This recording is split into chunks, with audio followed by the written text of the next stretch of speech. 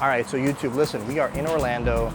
We're at Hourglass Brewing, but that's not the focus. Focus today is the Yugiri Ramen project. I love ramen. This is about to go down. Come on, let's do this today. Come on.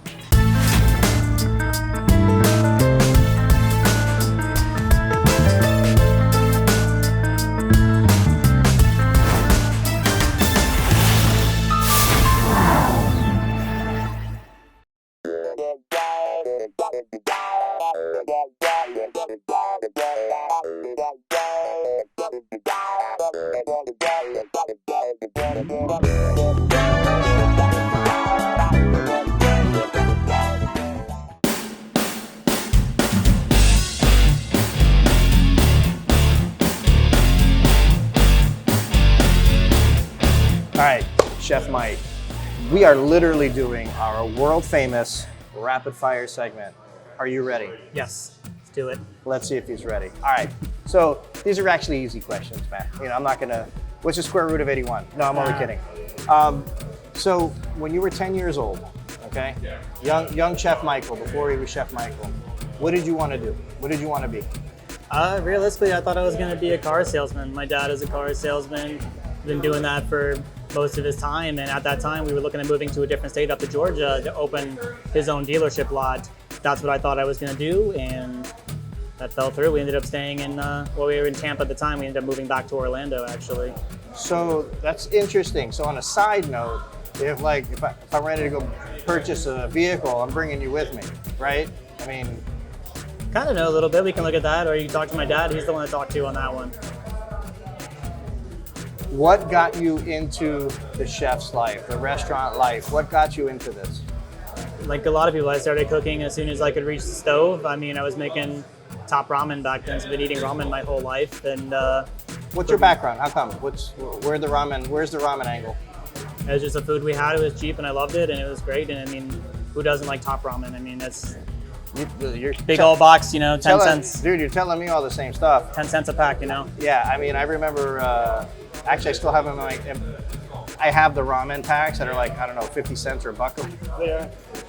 They're good. I still eat them, but I eat the better ones now from the Asian markets. Well, you eat the better ones, and what I used to do is you juice it up, like you add everything to it, right? So you get your cheap base, but you put stuff in it. Yeah, I mean, that's what I'm not a chef, so I mean, that's, you know. Beef and Velveeta cheese. That was a go-to. Hell to the yes. Name me a kitchen tool that you could not live without. My knife. Straight up knife. Knife is everything. I can do everything with my knife. I mean, obviously you still need other equipment, but the knife is the one thing every chef needs more than anything else. Are you a fancy knife chef, or are you just like, hey man, whatever I got and it's sharp? Yeah, I do like my knives. I do have a pretty fair collection of knives. I have 3 or 4 different sets for 3 or 4 different purposes. I have sushi knives. I have my butcher set. I have my regular 2 knives I always use every single day. Then I have my school set, which has been put away for the last 8 years. All right, well that's actually pretty cool. What's your favorite brand? Right now is Masamoto. Masamoto? Japanese knives all the way. All right, heard that. All right, so we know that staffing is a major problem, right? Scale of 1 to 10. How bad is it for you? For me is a 10, and the reason why it is a 10 is because my business only does so much per month because of where I'm at. We only do the pop-ups, and I do to go to possibly 3 days a week, and not a lot comes out of that, just simply because I don't want a lot coming from it, because I don't make as much money that way because we're getting nickel and dime by Uber Eats and all those guys, including the house as well, and I can't afford to pay another person. I did have somebody, it lasted about 2 weeks. He had some issues, and I'm now realizing too that not only do you pay for them on their paycheck, you have taxes you pay on them as well, and that's where it gets expensive. True story. There's room for everybody to eat, right? But if it's up to me, I go pick up the food myself. If I'm not going to dine in, I'll pick it up. I'm not using one of the. I really think you should. If you're going to support your restaurants, go pick it up. If you're not going to dine in, don't go to Uber Eats or anything. You're going to pay an inflated price, and who knows when it's going to get to you. So please support your local restaurants. All right. So picture this: Jason Statham, Transporter, Heath Ledger's Joker, best one. Captain Jack Sparrow. Which one of those best embodies your chef style? Man, I can body all of it into all 3 of them, but I think the most for me is going to be Jack Sparrow. Ramen is a super punk rock cuisine. We can do anything. Jack Sparrow flies by the seat of his pants. He's pretty punk rock, so that's what it is. And sometimes I don't know what I'm gonna do. We just do it. It happens. Things happen, and we just, you know, all of a sudden he's trying to do one thing, and all of a sudden he's flying around on the rope and he's doing something else. That's how we do it. You know what? Listen, I think that most people are going to answer Captain Jack Sparrow, but I think it's one of the best answers. Although I'm waiting for somebody to like hit me up with the Joker. Like if I had to go for all three, Jason Statham, just for straight up focus and just straight killing not kicking somebody's ass in the walk-in. No, not that time. All no. right, okay. No, that walk-in's a public one. There's too many people. Let's take them in the back corner. You know, that's a big walk-in. Joker for sure. Too. Joker for sure. I want, if it's going to be me, and I don't run a kitchen, but I have and do run sales teams. I'm gonna say Jason Statham with a sprinkle of Heath Ledger's Joker. Watch out. Boom. Yes. What is the best piece of advice ever given to you? Just go for it. Whatever you want to do, just do it. That's how the Ramen project got started. Somebody asked me, I did it, and it grew from there, and I just made the choice and just went for it. That's the best advice, is just go for it. You don't know what's gonna happen until you do it. You know what, Chef? I'm gonna put all your socials in the description below. You're doing a hell of a job there too. I'm really excited to jump into the food, which we're gonna do now. So as you all know, that's my favorite part. So we'll catch you in a bit. Thanks for doing rapid fire with us. Cheers. Cheers. Salud. While the chef is cooking, I'll be enjoying coffee from the best coffee company on the market, Don Pablo Coffee Growers and Roasters. Find it on Amazon.com. Cheers.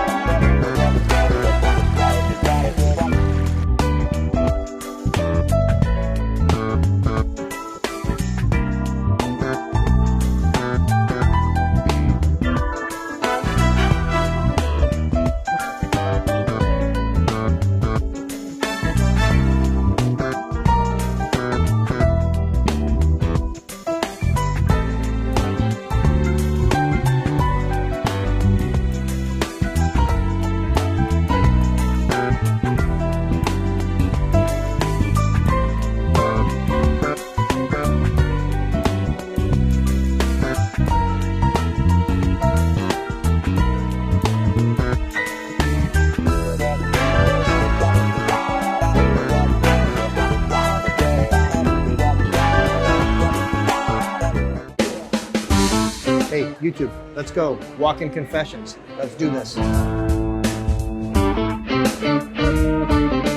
right, so you know the deal, guys. I don't want to say horror stories of the food service industry, but it's walk-in confessions, and that's kind of what it is. Chef, what do you got?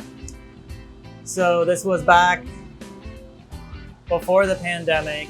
Right before service, I was rushing, cutting up some shiitakes, and my finger slipped, and I cut a section through my finger with my knife.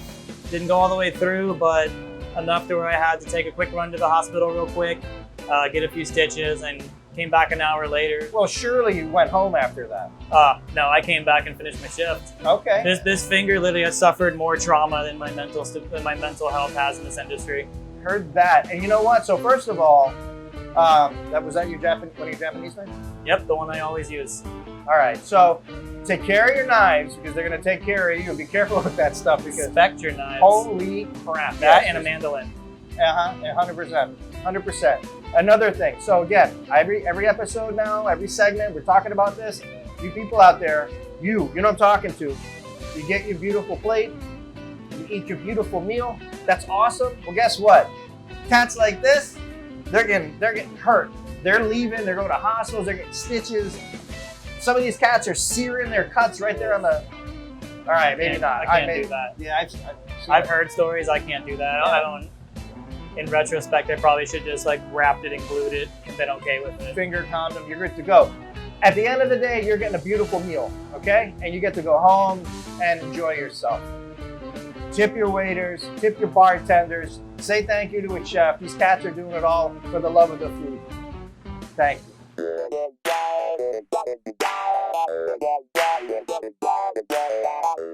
All right, so strange turn of events. If you guys go back to our SoCo Thornton Park episodes, you'll remember one of our superstars, Jennifer, as I know her as Kennedy. She literally came here. Tell me why you came here tonight. Tell thousands of people, All right, or well, 2 people, whoever's watching. I like to come to Hourglass Brewery on Fridays, specifically because Chef Mike is here, there's ramen here, there's great beer here, there's music, but especially the ramen. I think that's totally impromptu, totally badass chef, totally badass patron, who now is a reoccurring role in Walk and Talk. Yeah. Wow, awesome. Good to see you. Good to see you too, Carl.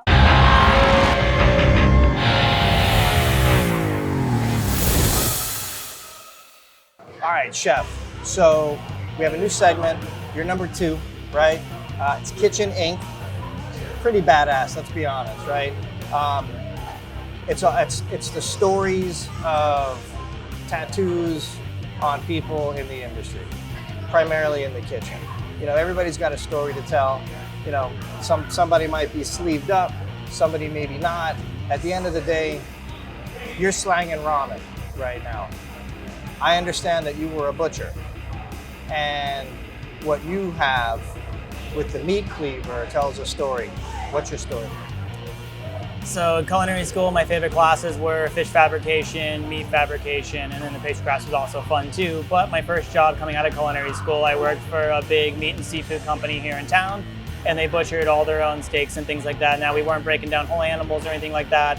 We were cutting down subprimals and fillets and things like that, and that was my favorite thing every day. Not just knife work, but working on the bandsaw and cutting perfect 32-ounce tomahawks and Nice. cutting chops, and even we did bread on the bandsaw too. These little things that we baked every single day. Oh man, yeah. So you're singing a tune to me right now, because I work in proteins now. The company I'm at, Peninsula Food Service, by the way, shout out. What's up? 25 butchers on staff.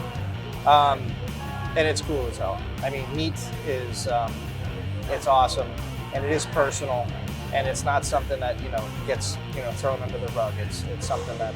It's hard to find these days. True story. Oh my God, yeah, that's a whole other deal. But even doing it in a restaurant and things where I fell really in love with it, not just in school, but was when I worked for a sushi restaurant. My first month there at a local sushi restaurant, we broke down a full spring lamb that we got local, and then I started doing fish there and things, and using the Japanese knives and things, and it's just fun. You feel it through your knives, you feel everything, and doing it perfectly and not wasting a thing. There's something magical about that. Makes you feel good, Yes. Well, and that actually touches on when you're harvesting an animal, when you're breaking it down, and you don't waste, man. That is where it's at. So, chef, listen, I appreciate you, talking about your tat. You're looking out, and I think you said you were gonna be, you're gonna like sleeve up, right? Yeah, I've got a couple anime tattoos I want to get done on my left arm. They're all ramen related from 3 different animes that have ramen in all 3 of them. All right, so I mentioned that we talked about this off camera. When you're gonna do that, let's get the okay from the crew that's gonna do it for you, and let's film it, man. Let's do that. We'll follow up. I would love for everybody to see how it's done, who's doing it, what you got going on. I mean, I think that's really cool. Kind of brings you into your mind a little bit, you know what I mean? Awesome. Yeah. Thank you.